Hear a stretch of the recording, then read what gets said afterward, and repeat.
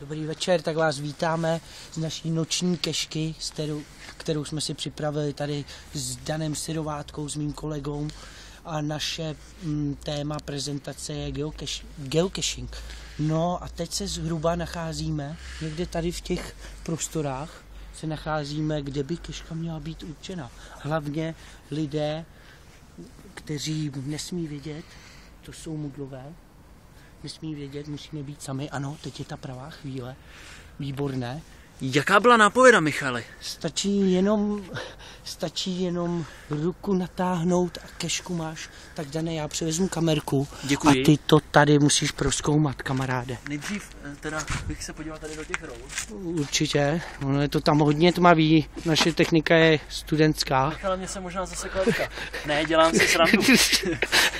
Mrkneme do další. Zkus tam posvítit. Zkusíme.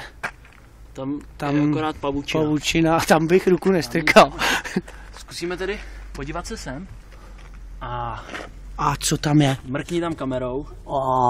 Tak to bude asi ono. Natáhnu ruku. Už a to bere. Se podívat. Tak. Tohle je keška typu small. Jak vidíte, je to nevyfouklá, nenafouklá petlahev. Ano. Otevřem. Pozor, tam je mudl. Mudlové musíme být velmi ostře bytí, aby jsme nebyli zahlédnuti. Tak. A? Teď se můžeme podívat. Geocaching lookbook. A tady se vlastně zapíšete, že jste tady byli.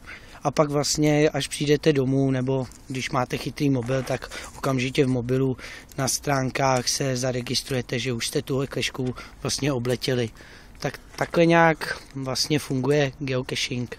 My se tady zapíšeme a děkujeme, že jste nás shlídli. Doufáme, že se prezentace líbila. Předám ještě slovo Michalovi, on taky řekne pár slov nakonec. Tak já děkuju a já jsem rád, že jsme ji vůbec našli, protože jsme absolutně nevěděli. Tak díky. Mějte se, ahoj.